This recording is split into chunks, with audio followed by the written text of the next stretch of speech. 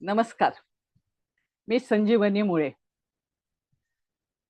आपण जी 10 व्याख्यानं घेत आहे त्या व्याख्यानात आपण 4 पुरुषार्थ घेतोय: धर्म, अर्थ, काम आणि मोक्ष.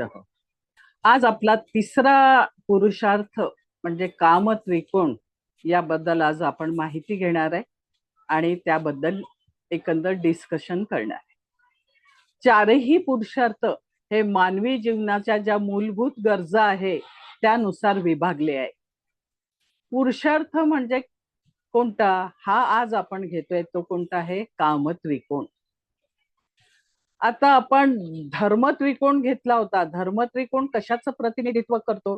तर मानसिक गरज, उन्नती, बुद्धिमत्ता म्हणजे धर्म त्रिकोण.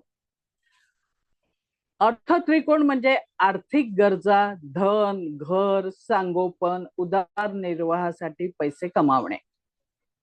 काम त्रिकोण म्हणजे मानसिक गरजांसोबतच शारीरिक गरज पण माणसांच्या असतात. ती नुसती गरज नसते तर संसारात वंश वाढीसाठी कुटुंबासाठी काम त्रिकोणाचा आपण उल्लेख केलाय किंवा काम त्रिकोणाची निर्मिती झाली आहे. भारतीय संस्कृतीत काम त्रिकोणाची गरज पूर्ण व्हावी यासाठी विवाह संस्थेचा उदय झाला. या विवाह व्यवस्थेला एक अलिखित ठराव असा आपण समजतो. कारण तो ठराव कसा असतो की तुम्ही जन्मभर एक साथ राहायचं आणि मुलांची निर्मिती करून मुलांचं संगोपन करायचं आणि वंशवाढीला आणि मानव समाजाच्या वाढीला मदत करायची, याकरता विवाहाला प्राधान्य देण्यात आलं. आता हे जे आपण पूर्ण 12 भाव बघतो त्या 12 भावामध्ये काम त्रिकोणाला 3, 7, 11 हे भाव दिलेले आहेत. तिसरं स्थान म्हणजे करार. तुम्ही ऍग्रीमेंट करणे म्हणजे करार करणे. विवाह म्हणजे काय? एक प्रकारचं ऍग्रीमेंटच आहे की तुम्ही जन्मभर साथ राहायचं आणि एक दुसऱ्याला साथ देऊन मानव निर्मिती करता किंवा वंशवाढी करता प्रयत्न करायची. आता तिसरा भाव, 7वा भाव, 11 भाव यांचं काय महत्व आहे हा आपण वेगवेगळ्या प्रकारे पाहू. या स्थानाचा अधिपती, तिसऱ्या स्थानाचा अधिपती मंगळ आहे. मंगळ हा सेनापती आहे, कार्यशीलता आहे, उत्तम शक्ती आहे आणि सामर्थ्य आहे सगळं सांभाळण्याचं, करण्याचं. त्यामुळे हा अग्नितत्वाचा आहे. कार्यक्षमता उत्तम आहे, शारीरिक क्षमता व आकर्षण पण तसेच आहे. तृतीय भाव म्हणजे पराक्रम भाव, लग्नाचा पराक्रम भाव. हा खरं अनेक कार्याकरता पण आहे, पण अनेक कार्यापेक्षा आपल्याला काम त्रिकोणात मंगळ हा पराक्रमाचा भाव आहे, शारीरिक शक्तीचा भाव आहे आणि कुटुंब सांभाळण्याची एक त्याच्यामध्ये क्षमता आहे. त्यामुळे हा तृतीय भाव आपण घेतलेला आहे. आपल्या संस्कृतीत विवाह हे बंधन व कुटुंबाची देखरेख करणे याच्याकरता ठराविक नियम बांधून दिलेले आहे. म्हणूनच याला कोर्ट मॅरेज पण आपण करू शकतो. कोर्ट मॅरेज म्हणजे करणे म्हणजे काय की एक नियमावली ऍक्सेप्ट करणे आणि विवाह बंधन आहे परमनंट हे साबित करण्याकरता असतं. सोबतच व्यक्तीच्या ज्या शारीरिक गरजा असतात त्या पूर्ण व्हावा याकरता पण तिसरं स्थान हे महत्वाचं असतं. कारण तुम्हाला जर बंधन घातलं नाही तर समाज हा अराजकतेकडे जाईल. म्हणून आपल्या या गरजांकरता तिसरा भाव महत्वाचा आहे. आता काम त्रिकोणात दुसरा भाव घेतो तो आपण 7वा भाव घेतो. हा पत्नीचं स्थान आहे, भार्याचं स्थान आहे, पतीचं स्थान आहे.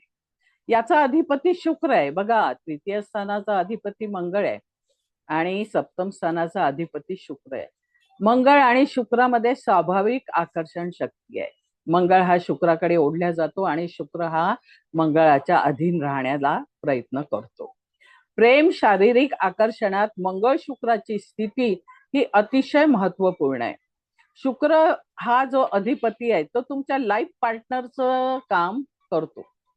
म्हणजे लाईफ पार्टनर कसा असावा या बाबतीत शुक्र हा प्रतिनिधित्व करतो. यांची युती संसार सुखाची निर्मिती करते.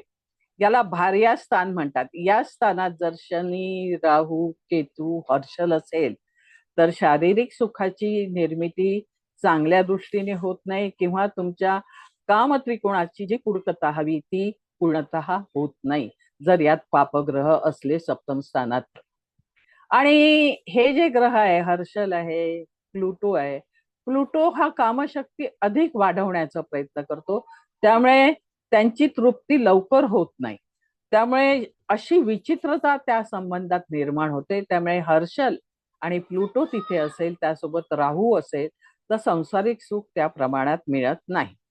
संसार वेलीवर जर फूल उमलावे असं वाटत असेल आणि वंशवृद्धी जर वाढावी असं वाटत असेल, तर काम त्रिकोण हा महत्वाचा ठरतो.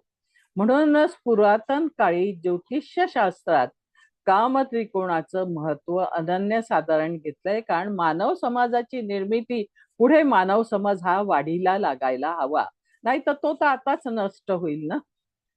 म्हणून काम त्रिकोणाची निर्मिती ही या तिन्ही आपण जे चतुर्थ 4 पुरुषार्थ पाहतो त्यात महत्वाची आहे. त्रिकोणाची निर्मिती ही काम वासनाच्या नियंत्रणासाठी सुद्धा गेली आहे. कारण तुम्हाला जर मोकळं सोडलं तर तुमचं जे बंधन आहे ते वेगळं होईल. या काम त्रिकोणावर जर गुरुचा दृष्टी असेल तर हा काम त्रिकोण किंवा सप्तम भाव जास्त चांगल्या प्रकारे सुखाची निर्मिती करतो. आता तिसरा भाव जो गेलाय, एकादश भाव घेतलाय. एकादश भाव हा लाभ भाव आहे बघा. पैसा, स्त्री, धन, प्रतिष्ठा, यश, पती पत्नीची प्राप्ती होणे, म्हणजे लाभ होणे, कोणत्याही प्रकारचा लाभ हा 11व्या स्थानावरतून बघतात, म्हणून 11वा भाव यात घेतलाय. या बाबीचा लाभ मिळेल की नाही याची पण गोचर भ्रमणानुसार आणि अन्य स्थानातील ग्रह आणि भावेश कार्यशैलीवर अवलंबून असते. व्यक्तीची शारीरिक गरज, वंशवृद्धी व 2 विपरीत जातक एका ठिकाणी व्यवस्थित सुखाने नांदण्यासाठी काम त्रिकोण हा निकोप असला पाहिजे. त्याच्यावर जर चांगली दृष्टी नसेल तर त्या प्रकारचं सुख आपल्याला काम त्रिकोणातनं मिळत नाही. आणि समाजाने ज्याकरता काम त्रिकोणाची निर्मिती केली आहे तो उद्देश पण पूर्ण होत नाही. त्यामुळे शुक्र मंगळाची युती किंवा शुक्र मंगळाचं प्राबल्य, त्याच्यावर गुरुची दृष्टी आणि चांगल्या प्रकारे जर निकोप आणि चांगला जर हा त्रिकोण असेल तर संसार सुख आणि काम त्रिकोणाची निर्मिती पूर्ण होते.